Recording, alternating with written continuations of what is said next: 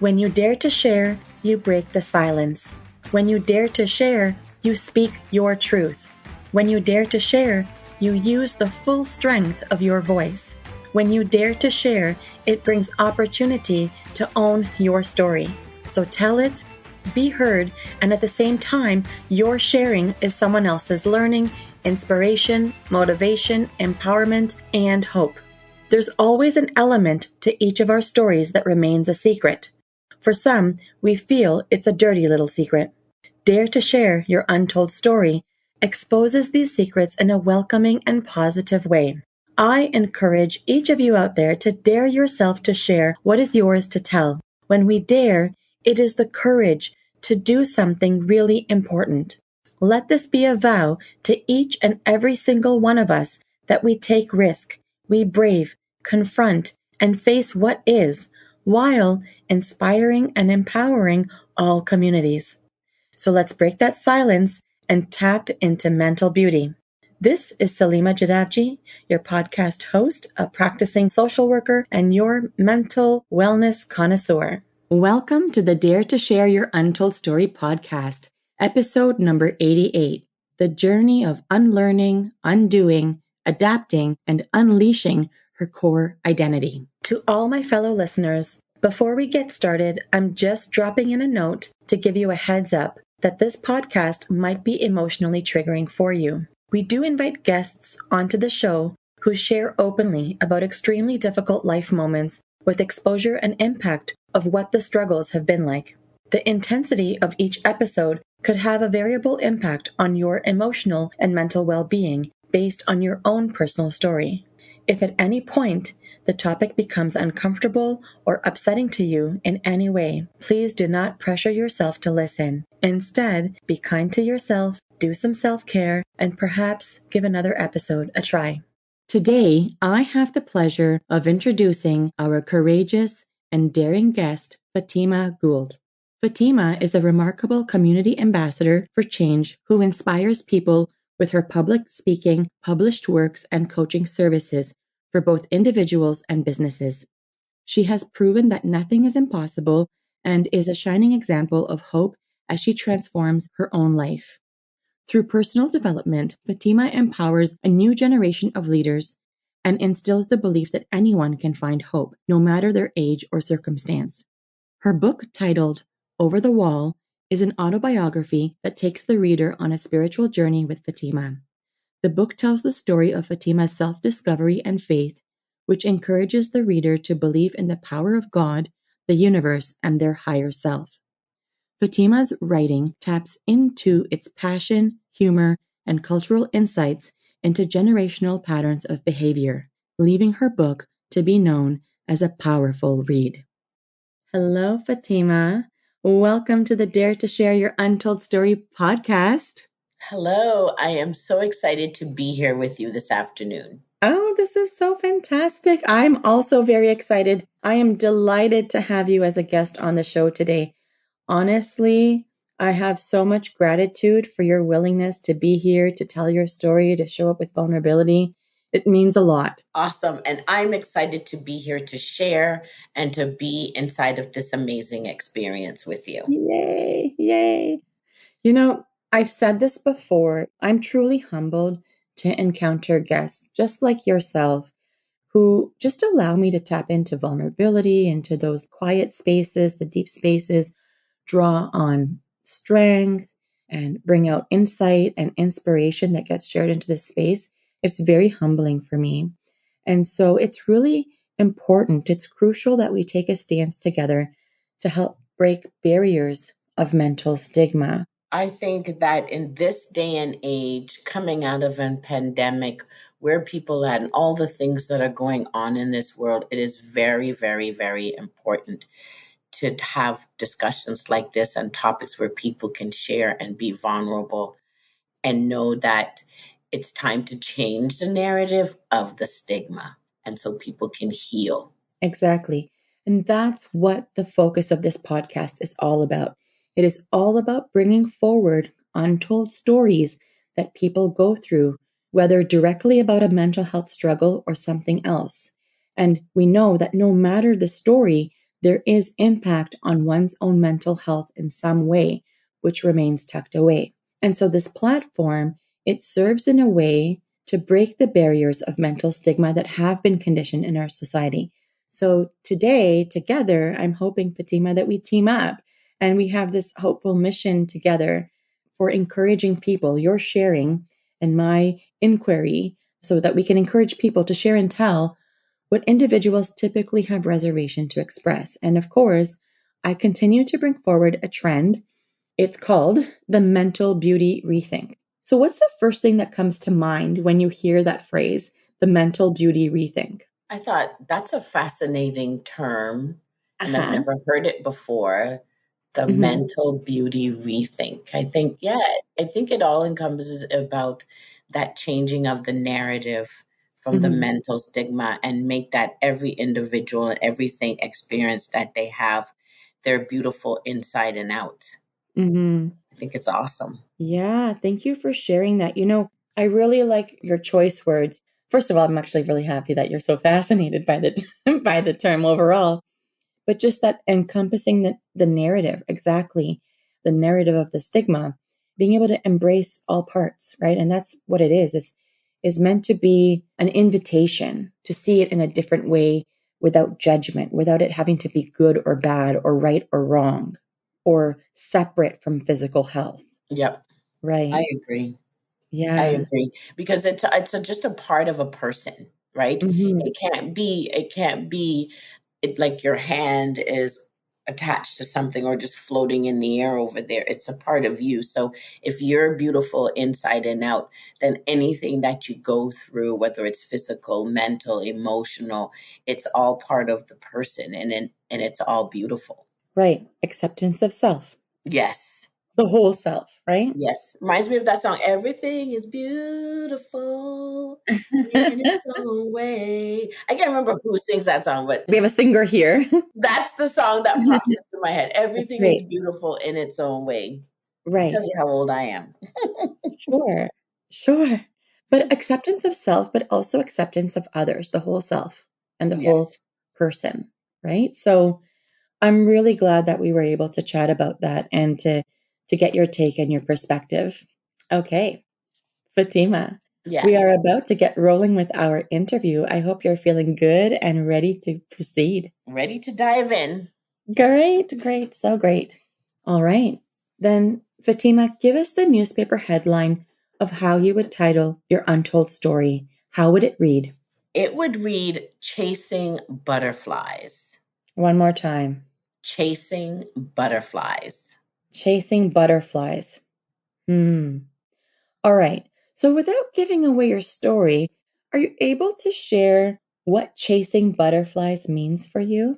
It takes me back to a time of innocence when Hmm. innocence wasn't lost and you're a young person or a child and you like to do that. You like chasing butterflies or you like lying down in a field and picking lilies or even looking for four-leaf clovers. Mm. So, like the free spirited child. Yeah. Mm. Before life takes over, maybe Uh, even before you start going to school, maybe in kindergarten or senior kindergarten, right? Just at that time where you're being just allowed to be a child, yeah, the permission to be. to permission to be, and you're just fascinated by the things around you. I know my son used to like to watch cars go by, and his Hmm. head would just go from side to side to side to side whenever he saw a car. I don't know what the fascination of the car was, but I liken that chasing butterflies, that innocence, right, Right. to that. Right. Right. Okay. That has so much meaning. I love it. Thank you for explaining that and unraveling some of the meaning there. It's so important to share. All right. So, Fatima, tell us what your untold story is all about. Give us that snapshot. My untold story is about me being raised by my grandmother in the island of Barbados. When I Hmm. was 18 months, I was sent to live with my grandmother. Hmm. And that was a time in the 60s where people who migrated from the Caribbean to Canada, the US, or England would Mm-hmm. have their children, or they would leave children with their parents or aunties to be raised. So I Mm-hmm. was born in Canada but sent back to Barbados. And I came back here when I was 8 years old. And so at that time, I'd only seen my mother once during the time I was 18 months till I was 8 years old. So, what was it like for me Mm-hmm. to be reclimatized with Canada and Mm-hmm. to get to know my mother? That Right. is my untold story. Mm. That is huge. That is so huge. Okay. And so what sorts of themes came up for you? Because I heard you say you needed to reclimatize yourself to Canada. I mean, you left Canada at 18 months and you're coming back as a young child, 8 years old. What was that like to climatize and getting to know a woman who's supposed to be the closest person to you, but you're not having that mother-daughter connection? Can you share more about that? So that was the part I believe was the hardest part, because she was mother, the Mhm. titled mother, but not the person who I thought my mother was in that emotional connection. That emotional connection was my grandmother, my ma. And Right. so to be able to feel those kinds of emotions that you would have towards your mother as I Mhm. became a mother is not the same. She was just the person who like gave birth, who Mhm. looked after me, fed me, clothed me, make sure I had a roof over my head, but that Mhm. emotional connection wasn't there.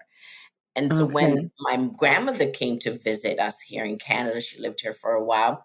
And I would say, Mutta, my grandmother always answered. My mother never answered. And I'd have to say to my grandmother, I'm talking to my mother. And it was, Mm. I don't know what that was. It's like my mother didn't think I was even calling her. And that Wow. would give you just a whole nuances as on its own, right?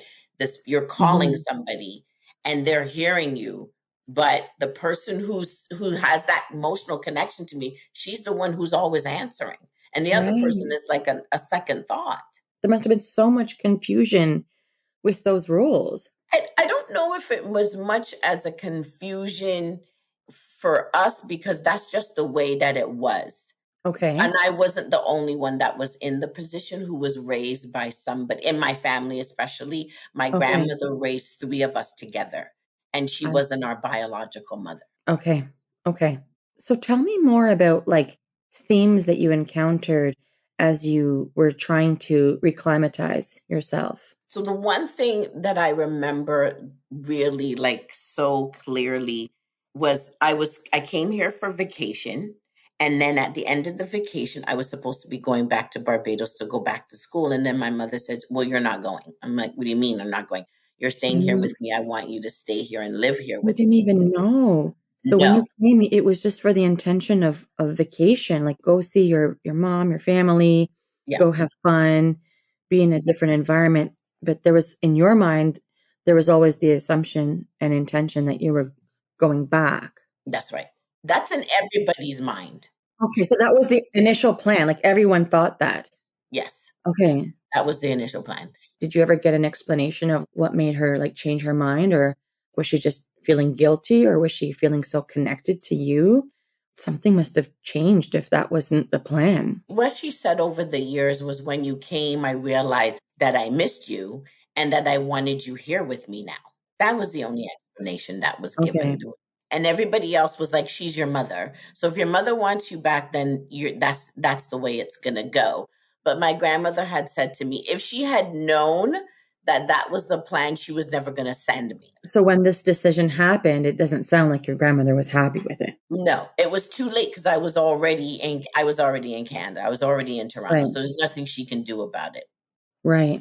So that must have been heart-wrenching for your grandmother as well. As for my grandmother as well, for all of us, for me, I Yeah. remembered crying myself to sleep for a whole Mhm. year. A whole year? A whole year. I cried Mm. myself to sleep for a whole year. It was really rough. And then talking about your mental health and mental stability, the people that you grew up with, the people that know you, that love you, they're no longer there, and you're with a whole new set of people. Tell me what it was like being stripped of everything that you were familiar with, because you didn't really realize that you were going to not go back to Right. Barbados. And that was the heart-wrenching part. That was the part that was sad. That was the part of the child that was really longing and missing the people that look like me, sound like me, the people that were me, right? Because in Mhm, Barbados, we're predominantly Black. And mhm, so coming here and then facing all different types of cultures and nationalities and being picked on by the kids, being bullied, being called names because of the color of my skin, my accent, and my hair, the cornrows in my hair. mhm. That was like so foreign. Like, what do you mean you're calling me chocolate? Okay, but that's weird. Chocolate's something you eat or drink. I didn't have any concepts of what they were saying to me because it didn't make sense to Right. call me chocolate. But in Barbados, yes, we have chocolate, and chocolate, you eat it. So why Mhm. would you be calling me that? There's no, because everybody looks like you and sounds like you. There's no words for racism or Right. microaggression. Nobody's touching my hair and saying, oh my God, it feels like a Brillo pad, or why do you sound like that? Nobody's doing that to you as a Mhm. child in Barbados, like I said, because everybody looks like you and sounds like you. Right. And so, can you say more about how you had to adapt to all of that? What was that like? I've likened it in the past to like just withdrawing. Every time there was an instance of bullying, every time there was somebody picking on me or physically Mhm. abusing me, trying to beat me up, there was a withdrawing and a loss of that soul of that child who liked to chase butterflies. That Mm. person eventually was gone. Mhm. And then you're just in survival mode, just Mhm. surviving it all. And then when the winter comes, you're surviving that. So you're surviving the cold because where you're from is always warm. Right. You have to Mhm. wear a hat, boots, gloves, snowstorms. Like, what is this? And you're not going outside. When the sun is shining, you're thinking it's warm outside, and you go outside and it's freezing cold. Like, that's a whole set of different things to wrap your head around, as well as getting to know my mother, as well as going to school and being put at the back of the class, people picking on you. It was a lot. It was a lot. Did you get any support from your teachers at school? The teachers, please don't even go there with the teachers. Some of the teachers were the biggest culprits of them all. The Mm. one teacher I had, he just kept putting me at the back of the classroom. Or if I asked something or just opened my mouth, he put me outside. Like timeout kind of corners? Kind of, yeah, outside of the classroom to sit because, oh, you're too talkative, you're too this. But how am I talking? When I talk, the kids made fun of my accent, so there's no way I'm talking too much because the kids weren't Right. understanding me. So one of the kids said, duck down underneath your chair, pretend to tie your shoes, and we're going to talk to each other and see what happens. And as soon as they did that, as soon as he said, Fatima, get up and go outside. And we're like, what are you talking about? We were the ones talking. She was tying her shoelace. How are you blaming her? I don't care. Go outside. So that particular teacher was one of the most, I would say now, perpetrators of the racism that I felt as a kid. Mm. And so when you tell your mother's like, what are you talking about? Because in Barbados, teachers are people of authority, and teachers aren't racist. They're not doing microaggression. If you did something wrong, you did something wrong. Right. And then you would get punished for it. And then when you go home, your parents would reprimand you because the teachers had that authority. But Right. here, the teachers were racist, and it got played out and nothing happened. But because your parents are thinking there's still a people in authority, and they're not thinking, oh, this teacher is going to be racist towards my child. Right. How did your mother handle that?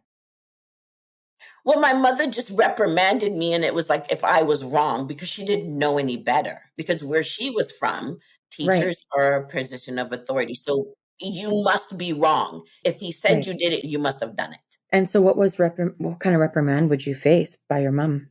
Well, that was like a lot of yelling. She like yelled a lot. Mommy just liked to Mhm. yell. So a lot, like there was no grounding. We didn't even know what that was. There's like Okay. no grounding. There's no timeout. There is like mostly yelling at you. Okay. Okay. And how did you cope with all of that yelling? This was clearly not the same experience as what you were having in Barbados. like in Barbados, if you were doing something wrong, you knew you were doing something wrong. That's right. So how did you deal with all of that internal turmoil? So again, that's the withdrawing, right? More withdrawing, more not talking to myself. And I think that's the time I developed the leg shaking.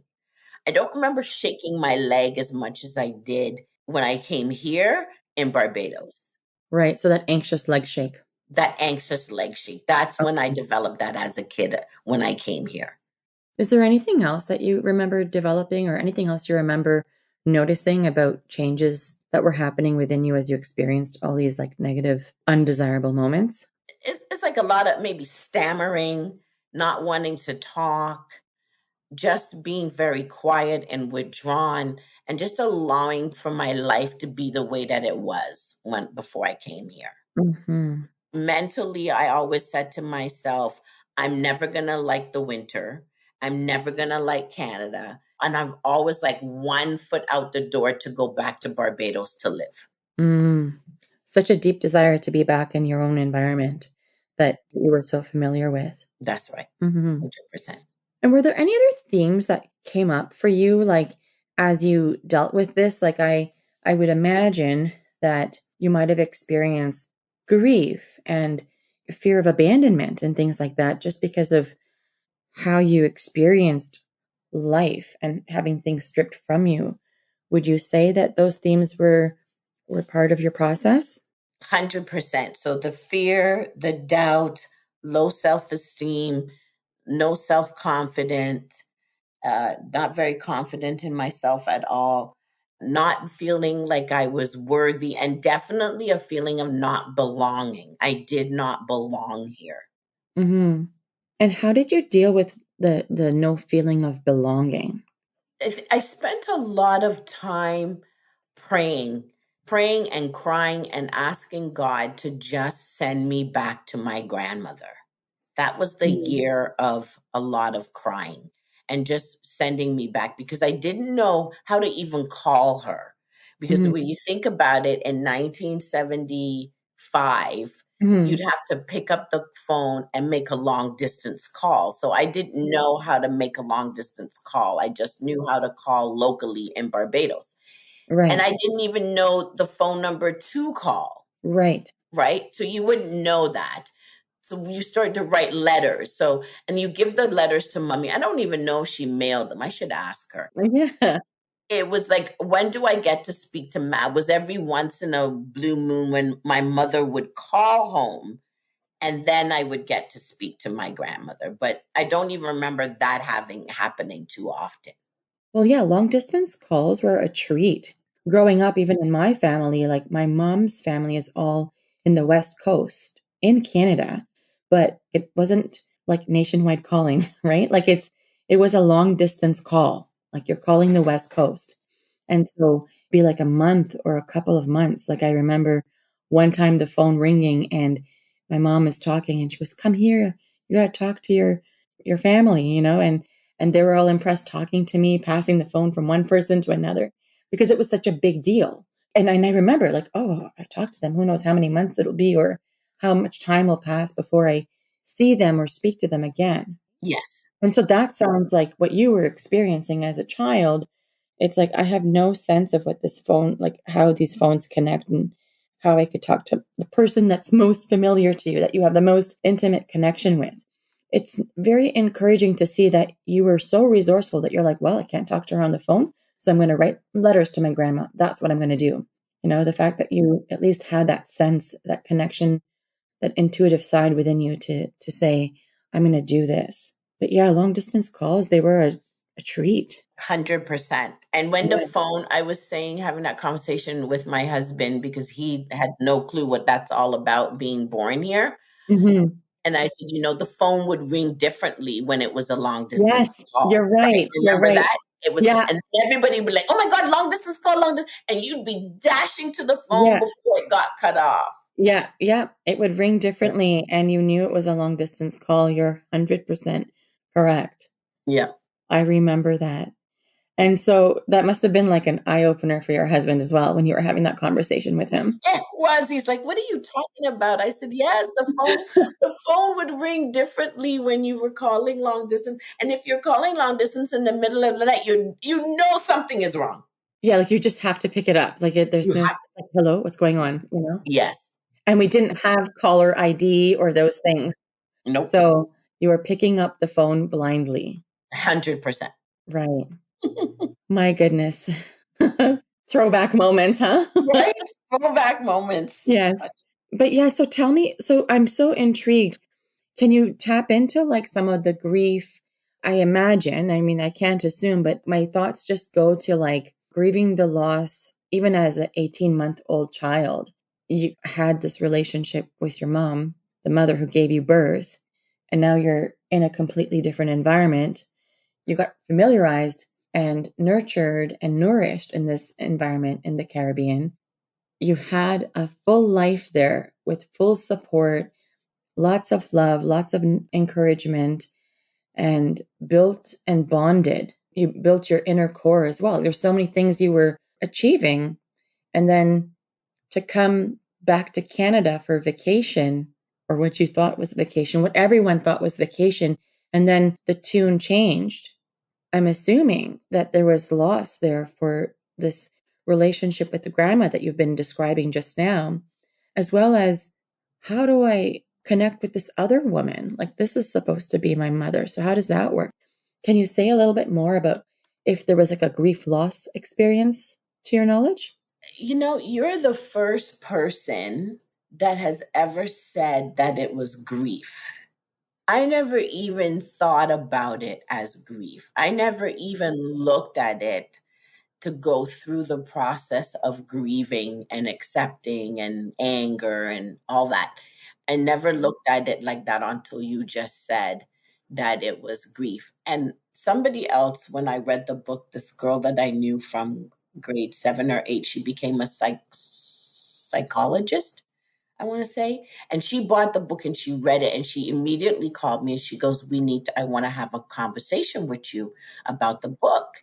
And Okay. she said, "Do you realize that you would have gone through what you're just coined as the grief and loss process twice?" I said, Hmm. "What are you talking about?" And you just alluded to that.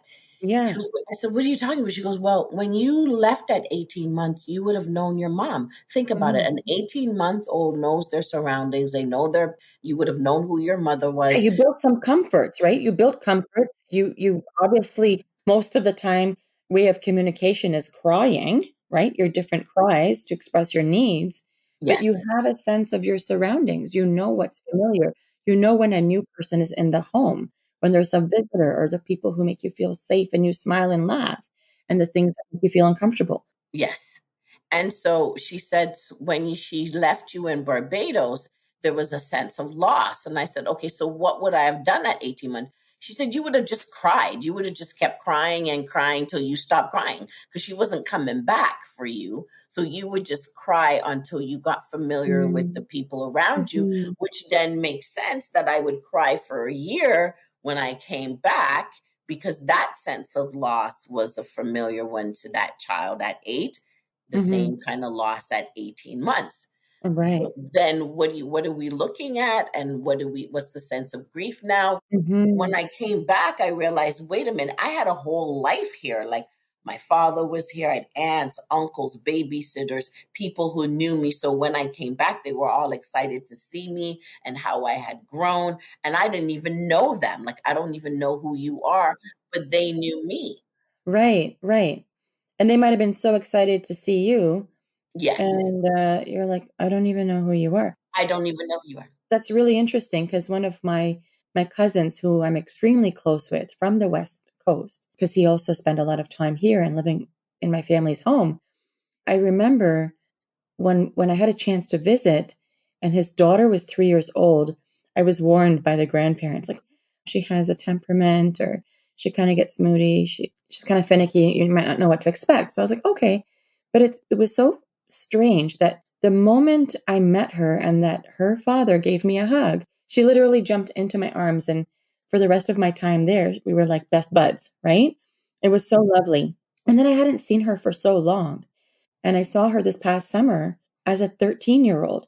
And here I am so excited to see her. She knows that her grandma is so close to me. And in my mind, I was so excited that this little person is grown up and she's an extension of one of my favorite cousins who I have such a great bond with and a family I'm so close to, only to be like, she's kind of like tolerating me. Like, who are you? Right. Not understanding the bond that I have with her family, how I was so involved in her parents' wedding or engagement party, like all those things. And I can relate to that when you talk about your entire family waiting for you for your arrival. And you're like, I do not know you. Yep. And mommy's friends and my godparents, like all these people knew who Right. was. And I didn't even know when my birthday was. I didn't even know I had a middle name. I just know my first and my last name. There's so many things about myself. Wow. So these identity pieces were just coming out of the woodwork. Yes. Wow. Wow. Yes. And it's fascinating because even my cousin that grew up with me, she didn't realize she didn't have a middle name until Mm-hmm. she came back and she saw her birth certificate. And Mm-hmm. your birthday is like they're not celebrating birthdays in Barbados like that. Not when I was a kid. It just came and went. The big celebrations was Christmas and Easter, and that was it. You're not celebrating any of these other things like we do here. Oh, And so wow. to learn when my birthday was, that it was, August the 4th, I'm like, okay, that's cool. To know that I had all these middle names, I've got three names and then my last name. And Mhm. then my mother told me where the names came from. It was an interesting to now put together the pieces of the puzzle that I didn't even know was missing. Right. Wow. So many puzzle pieces. Well, like, how daunting was that? It was exciting because Okay. it was new information about myself. And if I hadn't come, I don't know if I would ever known them. Okay. Fair enough. Right? So you're finding out all these new things. You're finding out about the cousins. You're finding out about godparents, friends that she had, her life here. And Mhm. because these things were happening when I just got here and I thinking I'm going back home, it was all exciting and news just to accumulate to share with my cousins when Ah, I go back. Oh, this is my name. This is my birthday. Do you know when your birthday is? Do you know any of these things about yourself? So you're accumulating all this stuff to remember to share when I go back, not knowing that I'm not sharing them with anybody because I'm not going back. So it was yeah. exciting to find them all out.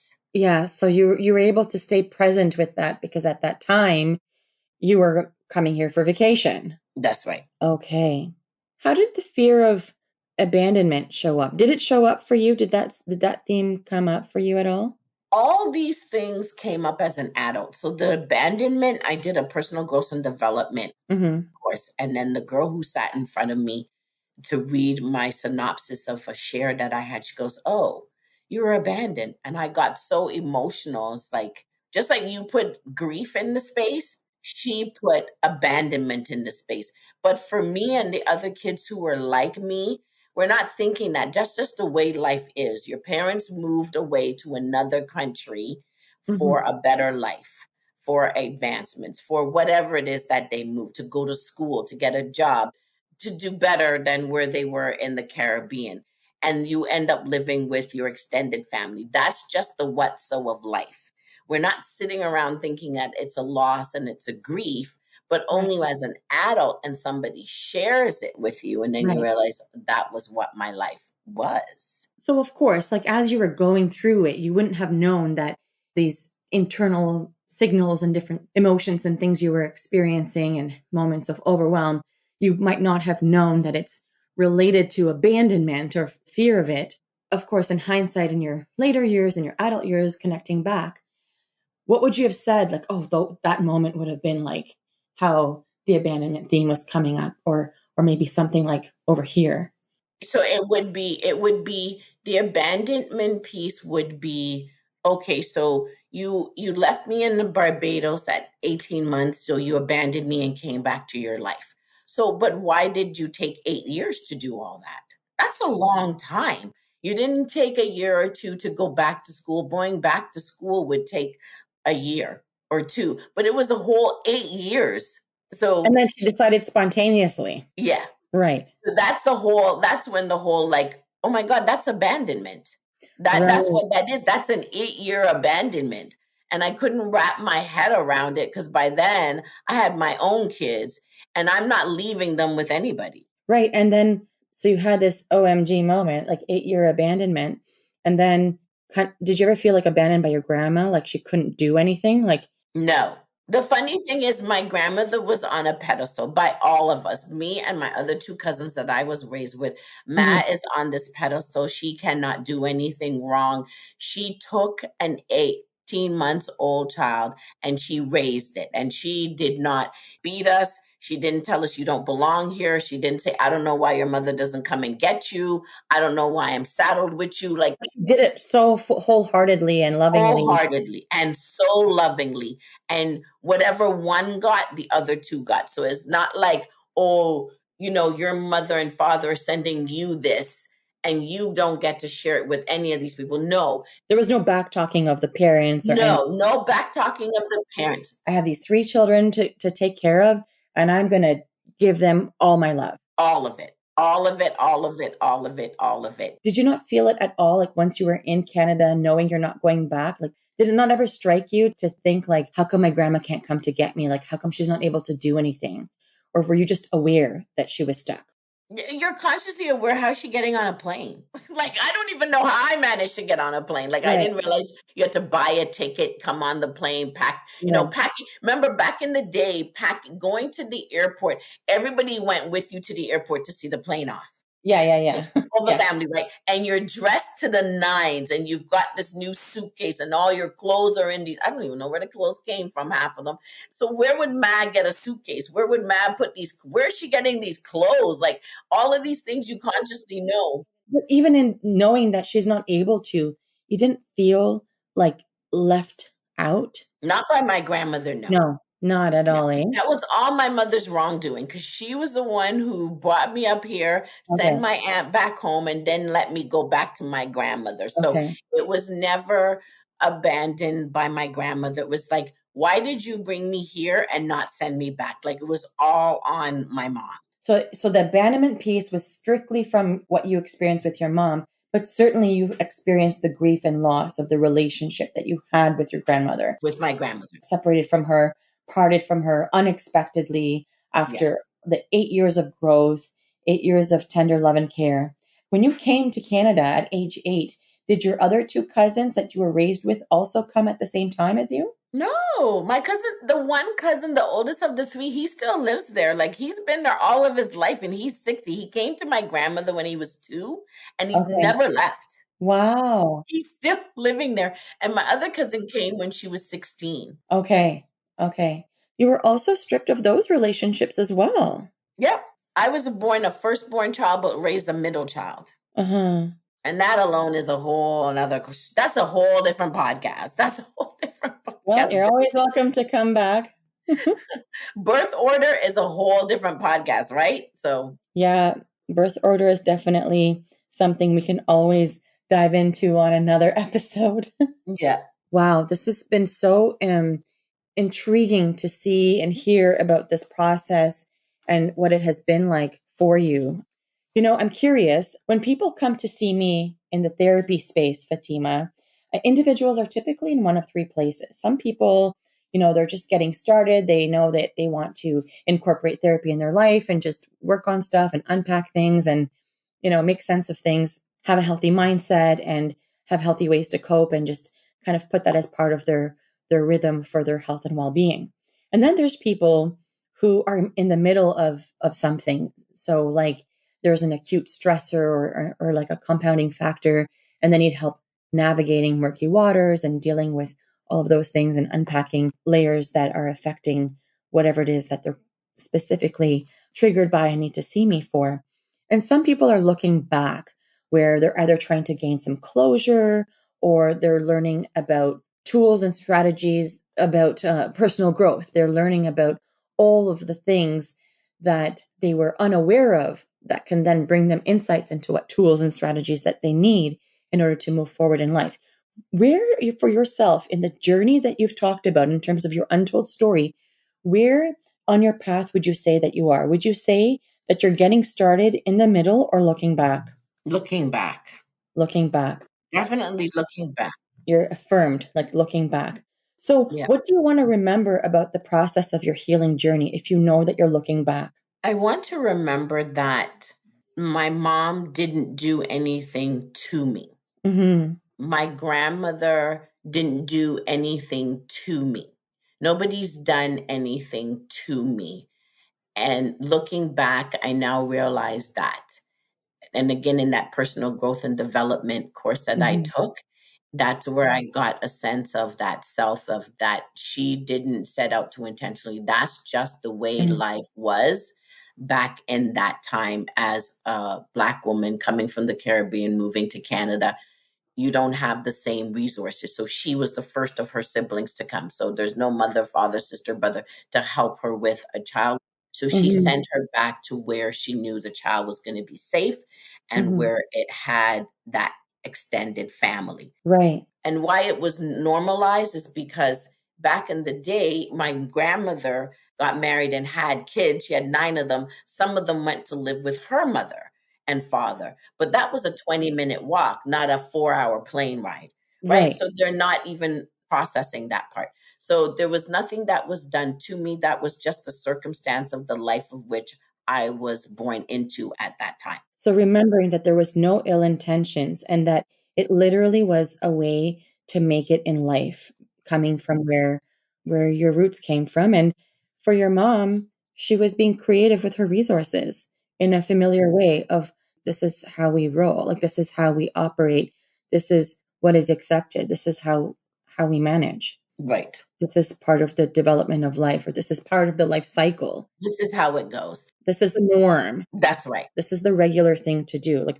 so it wasn't seen as anything outrageous or out of this world. Right. This is what people did. And then inside of the process where you're talking about grief is now, I'm at the forgiveness part, forgiving all of those people who maybe just didn't know better. Because one of my things is, do unto others as you have them do unto you. Hmm. Maybe we don't know what their life was like. Hmm.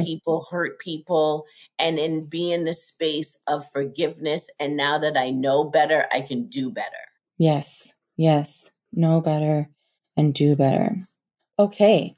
So, I mean, we have talked about so many different aspects of your journey and the untold story and the themes that you encountered and, everything along the way. I'm just curious if you can speak a little bit more directly to how your untold story has affected your mental health or how it affected your mental health at the time. Like I know earlier in our conversation, you mentioned fear and low self-esteem and self-doubt and poor self-confidence and not feeling worthy, navigating your sense of belonging. Can you speak more about the detriments to your mental health? It's a lot. Now, every Hmm. time, when you put it the way that you're putting it, oh my goodness, it's a lot. And it's so much for a little 8-year-old. You were Yes, so little it's a lot for anybody. for anyone, but you were so little. Can you just acknowledge that? You were so I little, was little. I so was little. little. Hmm. And I think where it played on my mental health is just to bury every emotion. Mm. So it's like your knee-jerk reaction, your auto response became to just bury things down? Bury things down, swallow it. Mm. Just don't, like, there was a thing back in the day, if you cried, they would give you spankings and say, "Do you want something to cry for?"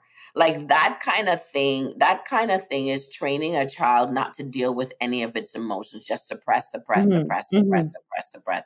And then to a point where you just bubble over and Mhm. then you get angry and then it releases somehow. So it's either release in anger or in yelling, or it release in crying.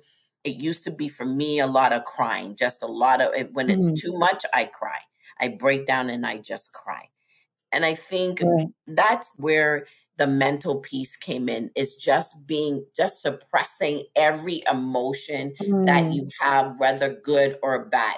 If you express a good one, then that good thing will be taken away, right? If you get too Okay. happy, then it will be taken away. Joy, peace, serenity, fear, confusion, anger, irritability, anything. You're talking about anything. anything. You bury it. You bury it because nobody wants to hear about it. Nobody cares about you. Suck it up and you just keep going. They Mhm. used to say to me where it came to the stuff about my mom, and I was just so angry at her and like, what is her problem? What is her issue? Why can't we get along? That's your mother. Just suck it up and get over it. Suck it That's up. what you're doing. Suck it up and get over it. So that's how you live your life. You suck it up and you get over it and you just hold your head down and you just plow through life because you're Right. now in a state of just like that hamster. You're just going Right. and The going and hamster going wheel. and going. That's it. So when did you undo this narrative? It's taken a long time.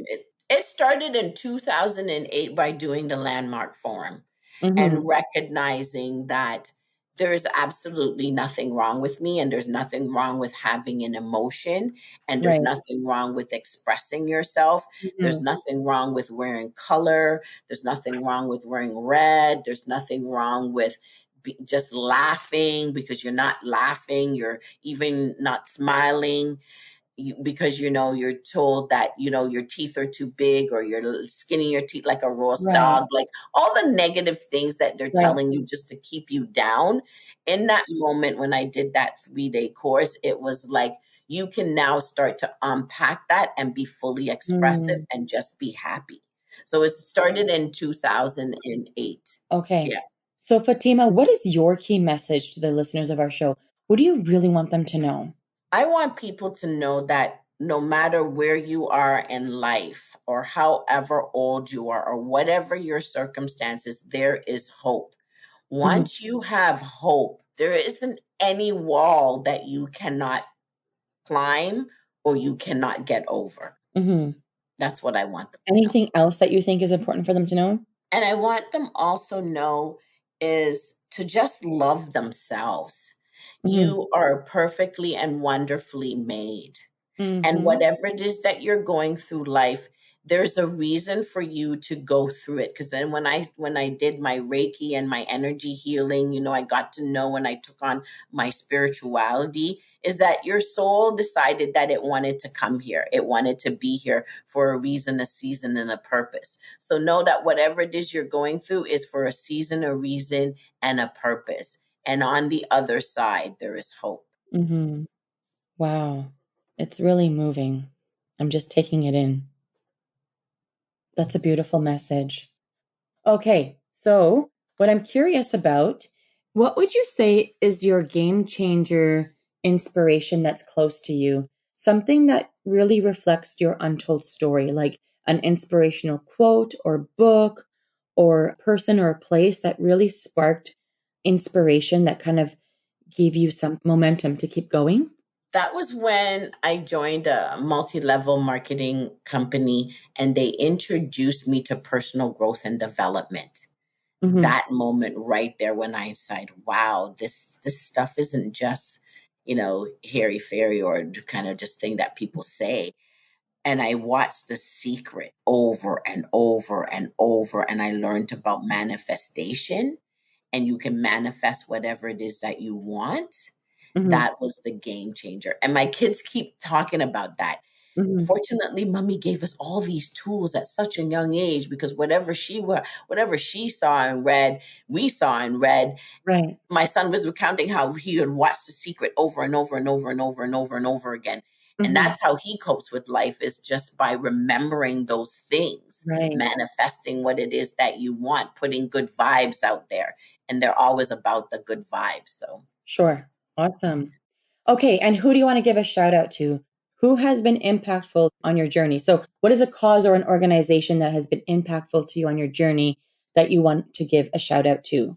Who are they? I want to give a shout out to Calabash, which is an organization of Black consultants, because we want to go out there and show that representation matters and Hmm. that we represent. So, where I wasn't represented as a kid, and even Yeah, in the teens, the representation is there, but we're representing now. that's beautiful. That's beautiful. Awesome. Okay.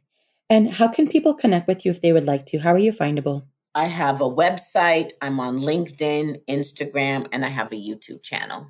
Amazing. We've gathered that information from you, so it should be clickable on your show notes page. So that's perfect.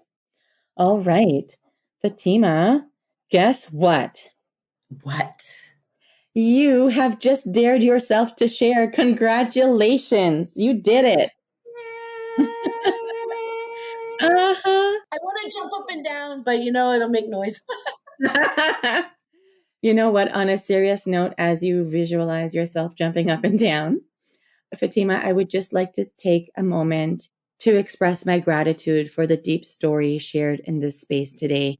Your willingness to take such a deep dive into complex themes of fear of abandonment, grief and loss of identity, learning and adapting to new circumstances at such an innocent young age, navigating relationships and connecting with your own core identity.